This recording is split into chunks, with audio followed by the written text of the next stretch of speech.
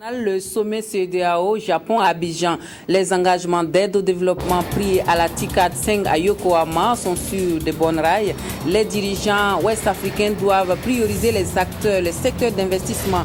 Et puis le Burkina a accueilli du 13 au 15 janvier prochain une rencontre de l'ASECNA, une réunion bilan et projection pour l'année qui commence sur les objectifs de la rencontre et les grands défis à venir. Pour la sécurité aérienne en Afrique, nous recevrons sur notre plateau le directeur général de l'ASECNA, M. Amadou Ousmane Guité. Ariel Sharon n'est plus, l'ancien premier ministre israélien dans le coma depuis 8 ans, est décédé ce matin à l'âge de 85 ans.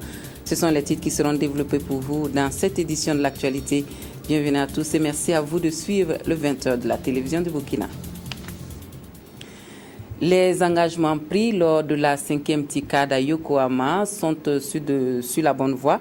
La rencontre au sommet entre les chefs d'État de la communauté économique des États de l'Afrique de l'Ouest et le Premier ministre japonais a donné l'occasion à Shinzo Abe de réaffirmer la volonté du Japon de soutenir les pays de la sous-région. Il revient donc aux dirigeants ouest-africains de prioriser les secteurs d'investissement de cette aide japonaise pour les 5 prochaines années. Donc, le président du Faso a participé à ce sommet dans la capitale économique ivoirienne. Voici pour vous le compte-rendu de nos envoyés spéciaux à Abidjan, Oumarou Zungrana et Nicolas Zigani. Les chefs d'État de la communauté économique des États de l'Afrique de l'Ouest se sont mobilisés en grand nombre à ce sommet avec le Premier ministre japonais. Sur les 15 pays membres de la CEDEAO, 11 chefs d'État étaient présents. Il est de plus en plus question de prioriser les projets communautaires. Une occasion pour le Premier ministre nippon de réaffirmer le soutien de son pays à la CEDEAO. En rappel, le pays du soleil levant avait envisagé lors de la TICAD 5 d'accompagner les pays africains avec une aide de 32 milliards de dollars. Ces investissements vont concerner les secteurs privés et publics.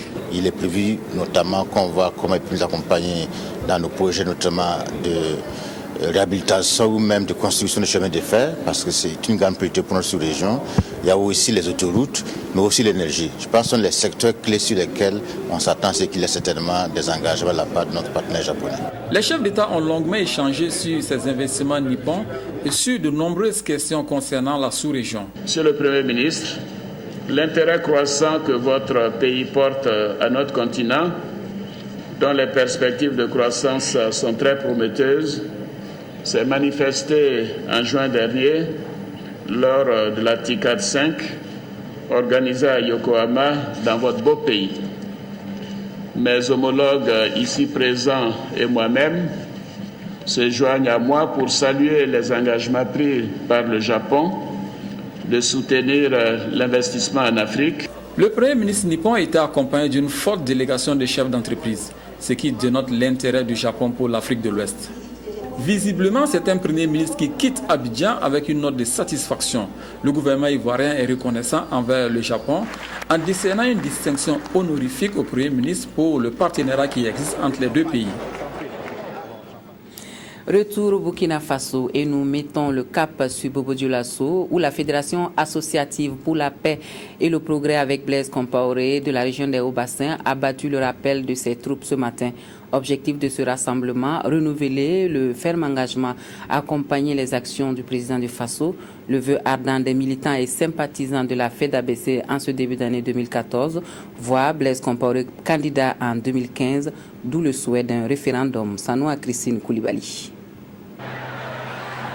Pour la paix, le progrès et la stabilité avec Blaise Compaoré. Pour la paix, le progrès et la stabilité avec Blaise Compaoré. C'est dans une telle ambiance que les militants et sympathisants de la Fédération associative pour la paix et le progrès avec Blaise Compaoré, FEDABC des Hauts-Bassins, ont réaffirmé leur soutien indéfectible à celui-là même qu'ils appellent artisans de la paix et du progrès. Aussi faire comprendre qu'au niveau de la FEDABC, il y a toujours des militants qui sont reconnaissants pour ce qu'il a fait pour ce pays, pour ce qu'il fait et pour ce qu'il va faire encore pour ce pays. Et nous, par rapport à ce meeting également, nous avons lancé un appel que vous avez suivi, c'est demander au président d'être candidat en 2015. Ce qui passe nécessairement par la révision de l'article 37. Et sur la question, la position de la fédération ne souffre d'aucune ambiguïté. Nous avons dit l'article 37, il faut le modifier. Il faut le modifier par référendum. Parce que les travaux du CCRP ont ressorti qu'il y a une partie qui n'était pas pour la modification de l'article 37. Nous avons dit qu'il faut que le peuple se prononce. Et nous sommes toujours sur cette lancée. Ce que je viens d'écouter ici, en tant que responsable du secrétariat chargé des structures associatives au nom de mon parti, me le conforte à plus d'un titre. Je vais dire que c'est quand même une fédération qui pense qu'à chaque fois qu'une question politique se pose dans un pays, il faut se référer au peuple. Premier d'une série prévue dans les différentes provinces du Burkina, ce meeting a servi de cadre pour élever une centaine de personnes au rang de membres d'honneur national de la FEDABC. Et ses organisateurs ont martelé que sa tenue est loin d'être dictée par la situation actuelle au sein du parti majoritaire. 2013 aura été une année de réflexion féconde et riche en production intellectuelle au Conseil économique et social. Selon les conseillers, le premier responsable du CES a alors invité à une plus grande vigilance pour 2014, une année dont le début donne là pour la suite. Les événements politiques qui font l'actualité n'ont pas été occultés à cette cérémonie de vœux de Nouvel An au CES. Estelle Judith Assogba. À cette cérémonie, c'est le deuxième vice-président du Conseil économique et social CES qui a, au nom des conseillers et du personnel administratif, souhaité les vœux de Nouvel An au président de l'institution avant de dresser le bilan des réalisations de l'année écoulée. Pour Tolé Sagnon, 2013 a été une année de réflexion féconde et de riches productions intellectuelles qui ont touché plusieurs sujets d'intérêt majeur pour la gouvernance économique et sociale au Burkina Faso. Les deux sessions statutaires ont été organisées à bonne date. La première portant sur la problématique du financement des secteurs productifs, cas de l'agriculture et de l'élevage au Burkina Faso. La seconde sur l'exclusion sociale des femmes et des enfants en situation de rue au Burkina Faso. Par ailleurs, l'institution a produit et transmis à qui de droit un rapport sur le sujet passionnant actuel, traité autour du thème de expansion du secteur minier et développement durable au Burkina Faso, cas de l'exploitation aurifère. Nous avons exécuté avec satisfaction le programme annuel que nous nous sommes fixés dans le plan d'action 2013-2015. Le président du CES, en retour, a remercié le personnel et les conseillers pour leur soutien constant et leur inestimable collaboration. Pour Paramanga Ernest Nyoli, ce bilan est légitimement une source de fierté. Son souhait est que le plan d'action 2013-2015 qui a été adopté puisse être le référentiel premier pour les actions futures. La situation politique que vit le Burkina Faso n'est pas passée sous silence. Cette situation, tout à fait compréhensible dans un état de droit démocratique, si elle n'est pas bien négociée, peut mettre en péril la stabilité et la cohésion sociale dont nous avons besoin pour construire le progrès et le bien-être pour nos populations. Le président du Conseil économique et social a interpellé tout un chacun à prendre la juste mesure des enjeux et à s'inscrire dans une dynamique de sauvegarde de paix et de la concorde nationale. Voilà, comme nous le disions en titre, Bobo Dioulasso va accueillir du 13 au 15 janvier prochain la réunion annuelle des représentants des directeurs d'école et délégués de la SECNA. Une réunion qui va permettre aux représentants des 18 pays membres de faire le bilan des activités de 2013 et de faire des projections pour les 12 prochains mois. Pour parler de cette réunion annuelle, nous recevons sur notre plateau le directeur général de la SECNA, M. Amadou Ousmane Guité. Bonsoir, bonsoir, monsieur le directeur général, et bienvenue sur le plateau du 20h de la télévision du Burkina. Alors, monsieur le directeur général, la réunion des représentants des pays membres de la SECNA donc, va, comme nous l'avons annoncé tout de suite, là, faire le point des activités menées en 2013. Et quelles sont les activités, les actions fortes menées par la SECNA en 2013 en Afrique? Merci bien, madame, et de cette opportunité que vous nous offrez. L'Agence pour la sécurité de la navigation aérienne en Afrique et à Madagascar, communément appelée ASECNA, a été créée en 1959, donc on a 54 ans, une vieille dame maintenant, et dont l'activité principale est la fourniture des services de navigation aérienne pour le compte de nos États, donc des 18 États membres, comme vous l'avez signalé tantôt. Et dans chaque pays, donc, nous avons un représentant. Et l'espace couvert représente 16 millions de kilomètres carrés. Ça fait 1,5 fois l'espace européen. Donc c'est très très vaste. Et nous couvrons donc de l'océan Atlantique à l'océan Indien à travers le continent. Donc chaque année, nous désignons une ville pour abriter cette rencontre extrêmement importante qui permet, comme vous l'avez dit tout à l'heure, de faire le bilan.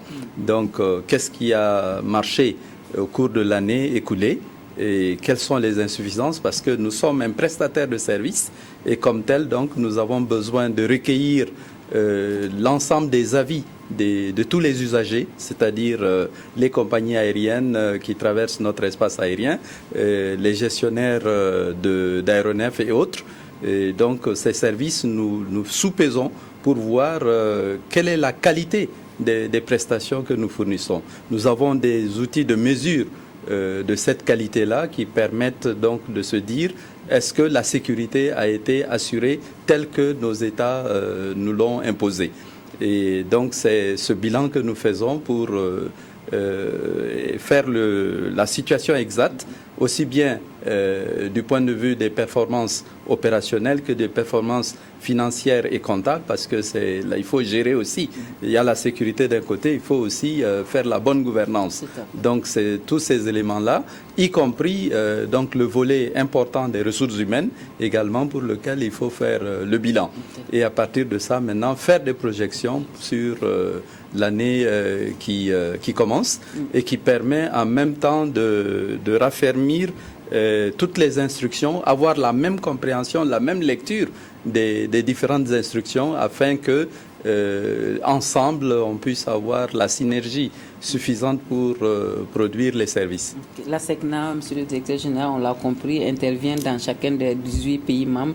Et pour le cas du Burkina, est-ce qu'on peut avoir une idée des investissements majeurs qui ont été faits ici ces dernières années? Alors, je ne parlerai pas d'investissement en termes de volume, parce que la face visible de l'iceberg, si on peut l'appeler ainsi, c'est ce que vous voyez tous les jours, la météo que vous faites à la télé, les tours de contrôle qui sont visibles au loin, bientôt d'autres investissements qui vont être mis là. Mais ces bâtiments-là abritent des investissements qui se chiffrent en dizaines de milliards et qu'on ne voit pas. Donc la SECNA elle-même est en marge. C'est les compagnies aériennes que vous connaissez quand vous venez à l'aéroport, etc. Nous gérons également l'aéroport de Ouagadougou, donc on est quand même assez visible ici, mais ce n'est pas la même chose partout. Et donc très prochainement, Ouagadougou va recevoir son premier radar pour la surveillance du trafic aérien. Et bien sûr avec beaucoup d'autres investissements qui sont programmés. Alors, l'un des plus importants projets du Burkina Faso dans le domaine du transport et de la navigation aérienne, en tout cas, c'est le projet de l'aéroport de Donsin. Quelle est l'implication de la SECNA dans ce projet phare? Oui, nous sommes aussi un conseil pour nos États.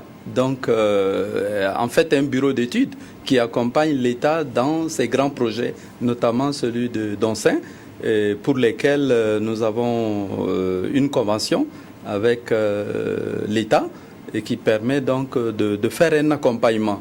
Il y a également, puisque nous sommes les gestionnaires futurs techniques de la plateforme, donc il faudrait que l'ensemble des équipements qui sont prévus être acquis par l'État soient conformes avec nos normes, nos pratiques qui permettent donc une exploitation sûre de l'aéroport, parce que si on nous amène des équipements qui ne cadrent pas avec ceux pour lesquels on est mieux organisé du point de vue acquisition de pièces détachées, exploitation et autres, formation, tout ce qu'il faut, alors cela pourrait poser des problèmes. Et heureusement, donc il y a cette synergie qui se fait. Je profite également de votre antenne pour dire que nous avons besoin de beaucoup de jeunes pour remplacer tous ceux qui vont partir à la retraite à la fin de cette année 2014. Donc il y a vraiment énormément d'emplois Et je mets les jeunes à...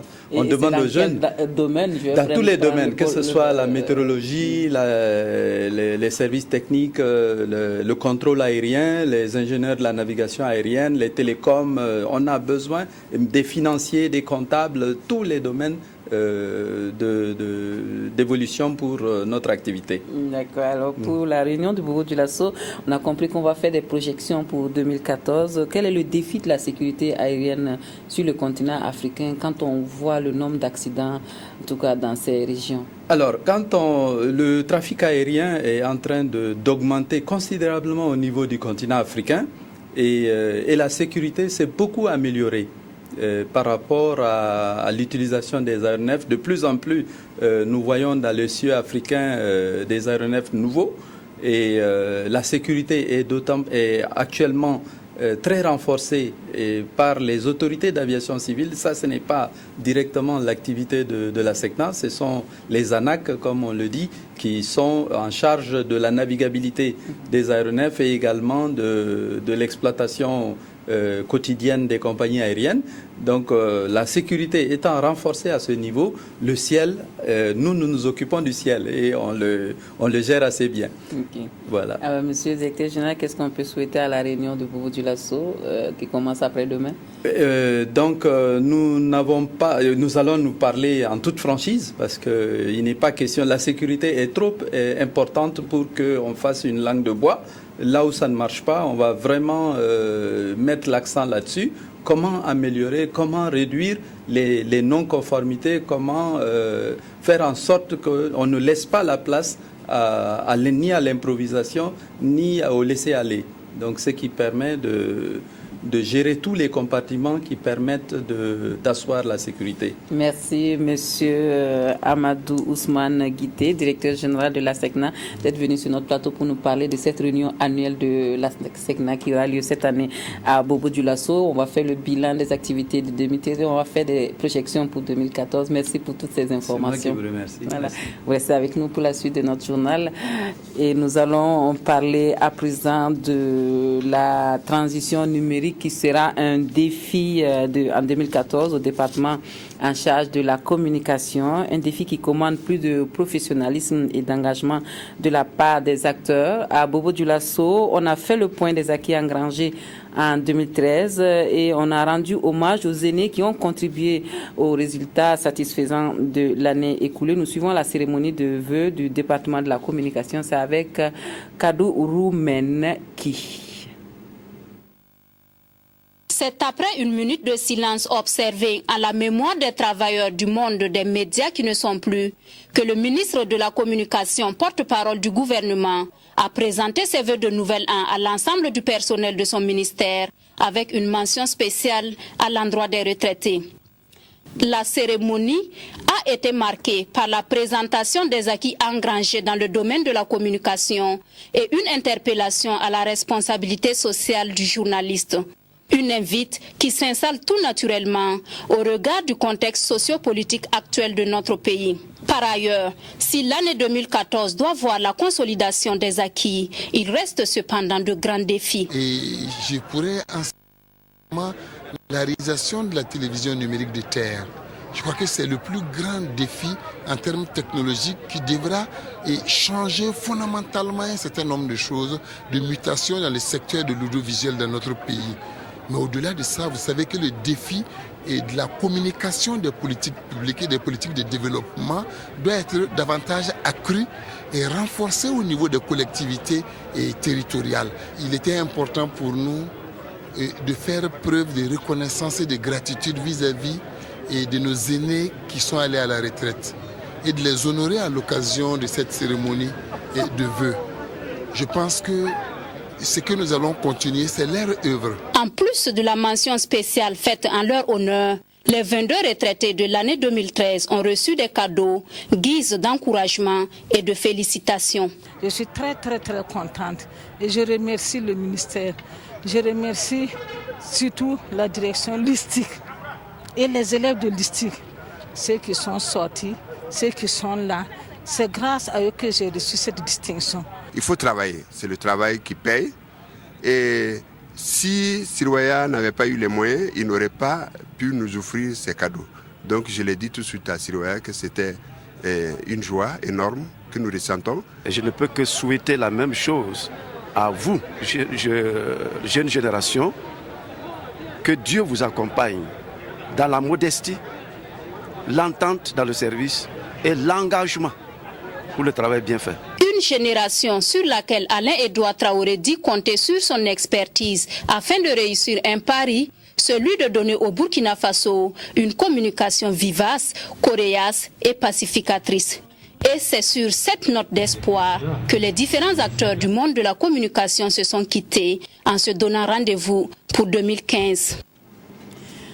L'ADF-RDA dévoile ses ambitions pour 2014, parmi lesquelles la conquête du pouvoir d'État. Le parti de l'éléphant a fait un bilan exhaustif et pris des fermes engagements pour la suite du combat au sein du parti de Gilbert Noël Ouédraogo. Voici pour vous les vœux de l'ADF-RDA. C'est avec Bouma Ernest Nébi. Cette cérémonie de présentation des vœux du nouvel an des militants au président de l'ADF-RDA, Maître Gilbert Noël Ouédraogo, a été une occasion pour eux de faire le bilan des acquis du parti au cours de l'année 2013. Sur la question du Sénat, alors que les uns et les autres arpentaient les rues en bandant les muscles, menaçant ainsi la cohésion sociale, notre parti a, avec son calme et sa sagesse légendaire, appelé le gouvernement à engager le dialogue avec toute la classe politique et les autres forces libres de la nation pour préserver la paix et la quiétude des populations. Notre parti a ensuite, à travers son groupe parlementaire, empêché la paralysie des institutions républicaines de notre pays en votant la modification de la Constitution pour permettre à l'Assemblée nationale d'assumer la plénitude des attributions du Parlement en attendant la mise en place du Sénat. Enfin et surtout, sur la question de l'article 37, l'ADF-RDA a, en toute tranquillité et fermeté cependant, demandé le respect de la limitation de mandat. Un bilan jugé satisfaisant par le premier responsable du parti qui a encouragé ses militants à garder le cap pour des victoires futures. Comme il fallait s'y attendre, l'actualité politique marquée par les démissions des 75 membres du Parti du Congrès pour la démocratie et le progrès CDP s'est invitée à cette cérémonie. Des démissions que le président du Parti de l'éléphant ne condamne pas. Le grand défi de l'ADF-RDA en 2014, selon lui, est celui de l'organisation du 15e congrès ordinaire du parti qui aura lieu les 15 et 16 mars prochains. Un congrès au cours duquel le programme du parti sera actualisé afin de pouvoir réaliser une des ambitions majeures du parti, celle de la conquête du pouvoir d'État. En cet instant précis, je voudrais rassurer chacune et chacun de vous que l'ADF-RDA ne renoncera jamais à la conquête du pouvoir d'État. En démocratie, chaque parti a sa stratégie pour parvenir à la gestion du pouvoir. Et au nom de nos valeurs et de nos convictions, nous devons poursuivre le combat et garder la foi en Dieu et en notre parti. Le moment venu, nous assumerons pleinement nos responsabilités devant l'histoire. La cérémonie de présentation des vœux a également servi de cadre pour la décoration des 38 militants du parti pour services rendus à la formation politique. Les États-Unis d'Amérique qui appuient la lutte contre le paludisme au Burkina Faso. Le projet de lutte contre la malaria né de cette volonté va durer 5 ans et permettra d'étendre et d'améliorer l'offre et la qualité des services des prestataires. Plus de 7 milliards de francs CFA sont mobilisés pour ce projet qui a été lancé à Louargou. Maxime Zongo. Première cause de consultation et d'hospitalisation, les conséquences du paludisme sont tout simplement dramatiques, particulièrement chez les enfants de moins de 5 ans et les femmes enceintes. Dans sa stratégie pour contrer le fléau, le gouvernement du Burkina a mis en place un programme national de lutte.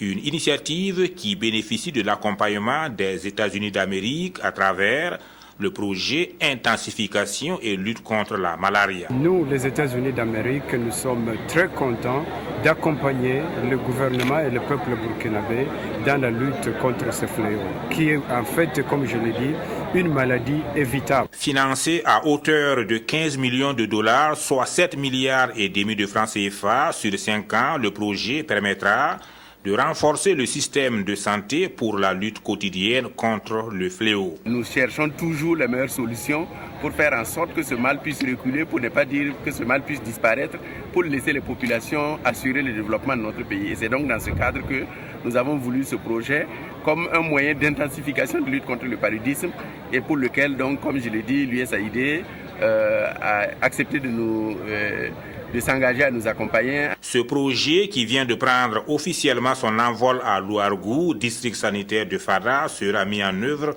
par l'ONG Piego, associée à Promaco, pour apporter un appui technique au ministère de la Santé. Accroître et étendre l'offre et la qualité des services, améliorer la demande des populations, renforcer les capacités des prestataires, ce sont là les principaux axes stratégiques pour atteindre les résultats attendus.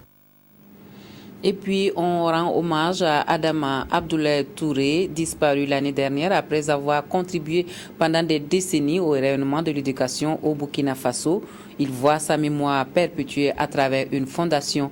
La fondation Adama Abdoulaye Touré pour la science et l'éducation a été portée aujourd'hui sur les fonds baptismaux pour poursuivre l'œuvre de l'illustre disparu. Godefroy Bazi.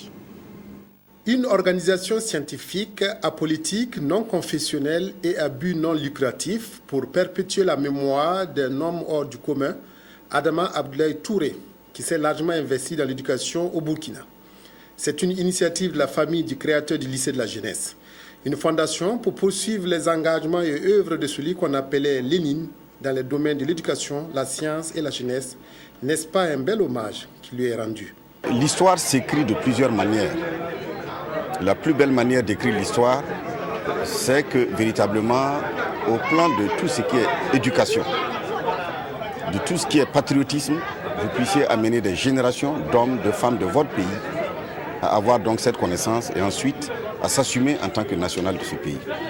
La Fondation s'appuie sur les droits d'adhésion, les cotisations annuelles, les subventions, dons et legs pour se constituer des ressources nécessaires pour financer ces activités qui vont de la formation au don de matériel en passant par l'éducation et l'octroi des bourses.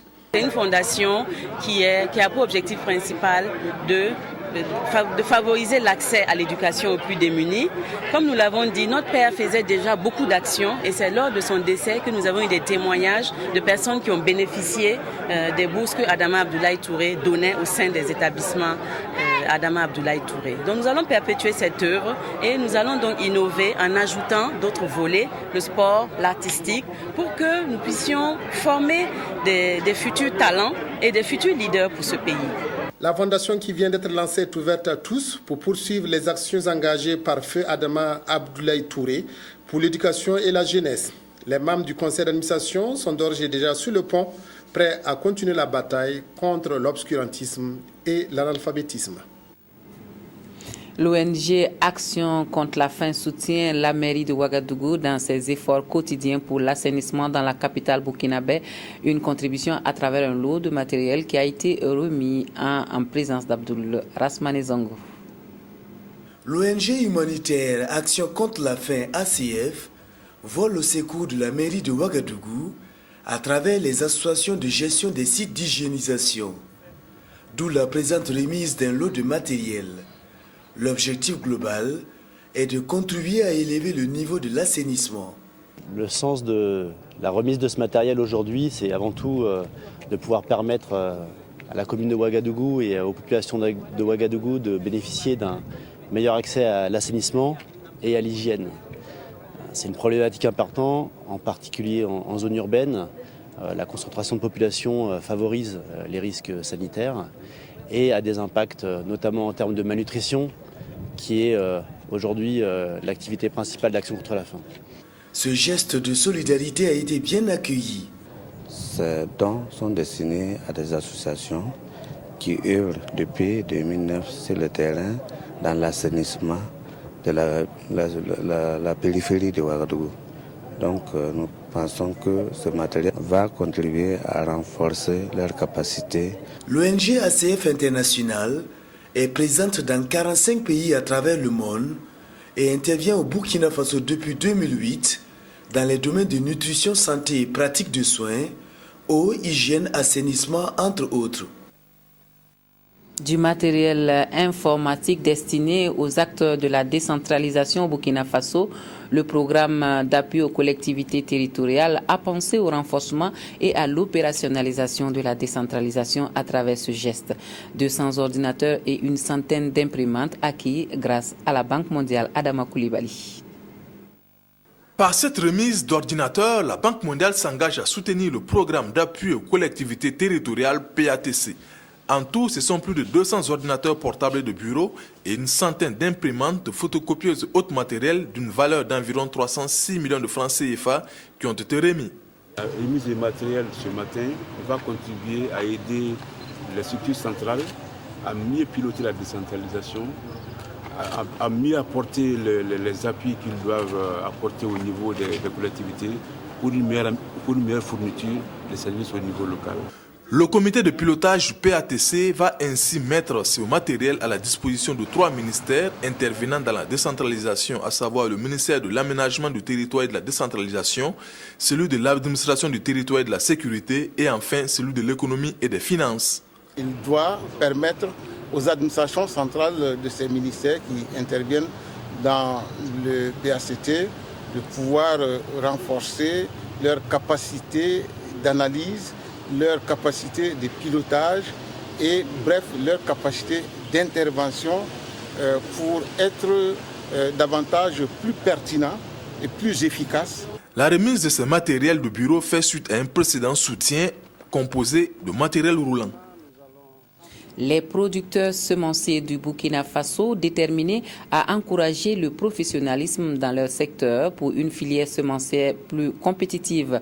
C'est l'une des faiblesses qu'il faut veiller à corriger. La première assemblée générale de l'année de l'Union nationale des producteurs semenciers du Burkina Faso a donc précisé les ambitions pour 2014. Estelle Judith Assogba.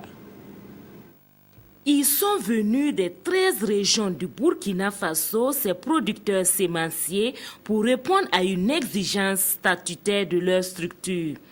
À cette première assemblée générale de l'année 2014, aucun sujet ne sera occulté. Il sera question de faire le bilan de nos activités et essayer de voir les projections à venir et voir aussi comment nous allons amener effectivement les gens à être plus professionnels et ensuite discuter de l'avenir de notre organisation. Au nombre de 265 au départ, ils sont aujourd'hui près de 4000 producteurs sémenciers au Burkina Faso et arrivent à produire plus de 20 000 tonnes de semences par an selon le président de l'Union. Une performance qui serait encore meilleure s'ils n'étaient pas confrontés à des difficultés comme le problème de la qualité de certaines semences livrées et l'insuffisance dans l'offre de certaines spéculations. À cette assemblée générale, l'accent sera mis sur le professionnalisme, seul gage pour une meilleure productivité.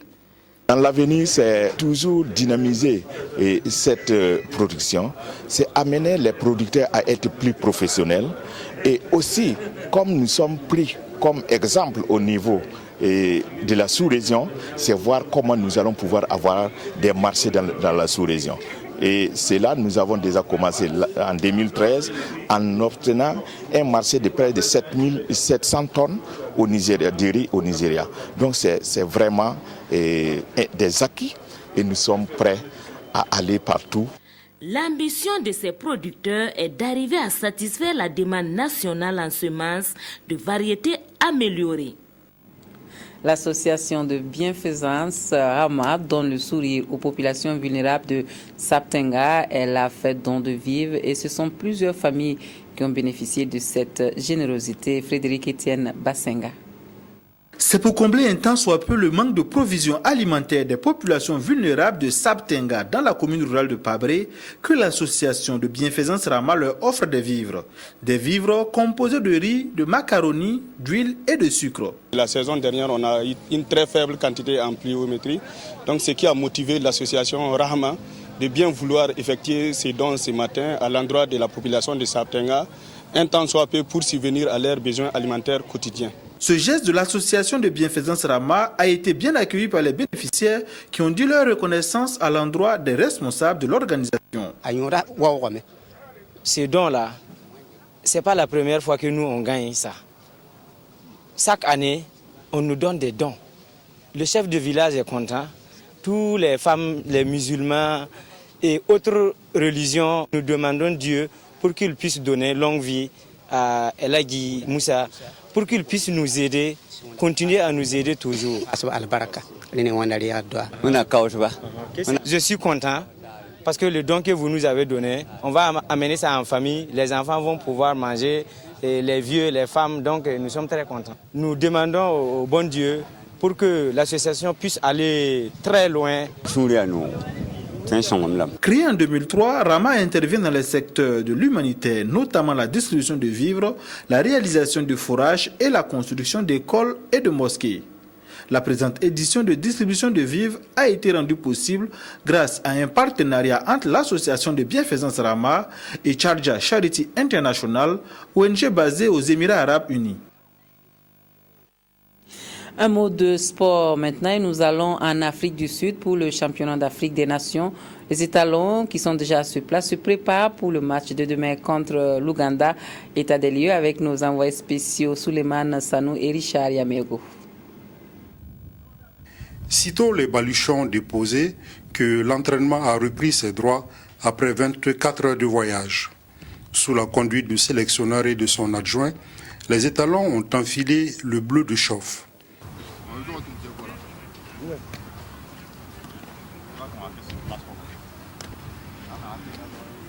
Mercredi et jeudi dernier, l'anémomètre de fortune indique que le vent souffle assez fort à Cape Town et rend le temps assez frisqué. Qu'à cela ne tienne, les étalons travaillent en atelier sur plusieurs modules. Ensuite, place au jeu. L'encadrement technique veut revoir le groupe en situation après le dernier exercice victorieux face à Santos FC dimanche dernier à Ouagadougou. Le point avec le sélectionneur des étalons locaux. Nous allons à partir de demain rentrer dans la phase de récupération et puis voir ce que ça va donner le jour du match. Mais ils sont vraiment fin prêts et nous pensons qu'ils sont assez solides. C'est vrai que nous allons jouer contre certains aléas qui est d'ordre météorologique. Je veux parler du vent, je veux parler également du froid, mais je pense qu'on est bien préparé, qu'il y ait froid, qu'il y ait vent ou pas. Nous pensons que si nous arrivons à jouer, à déposer le ballon à terre et puis à jouer dans les pieds, bon, ça ne sera pas vraiment un handicap pour nous. Tout dépendra de la forme et de l'état de santé des 23 joueurs qui sont amenés à défendre les couleurs du Burkina à ce 3e CHAN. État des lieux avec le responsable en charge du groupe. Le voyage a été assez long, c'est vrai, mais dans l'ensemble, je pense que toutes les conditions ont été mises en œuvre pour qu'ils puissent avoir de bonnes conditions de récupération, ce qui fait qu'à ce jour, nous sommes assez satisfaits donc de leur état physique. Comme tout déplacement avec le décalage horaire, nous avons assisté dans un premier temps à quelques difficultés pour s'adapter déjà donc au climat qui est bien sûr différent du nôtre, qui fait un peu froid avec beaucoup de vent, et ce qui n'a pas donné pas mal de maux de tête, mais je pense que dans l'ensemble, ça va, ils s'adaptent assez bien. En tout cas, la sélection des 23 se sent bien à Cape Town et attend le 12 janvier pour en découdre avec l'Ouganda. Et pour ceux qui n'ont pas suivi les matchs d'aujourd'hui, voici pour vous les scores. Afrique du Sud 3, Mozambique 1 et le Mali qui bat le Nigeria 2-1. Demain, donc, c'est le Burkina Faso qui va rencontrer l'Ouganda. Voilà, c'est tout pour ce journal. Merci à vous de nous avoir suivis. Très bon week-end à tous et à toutes.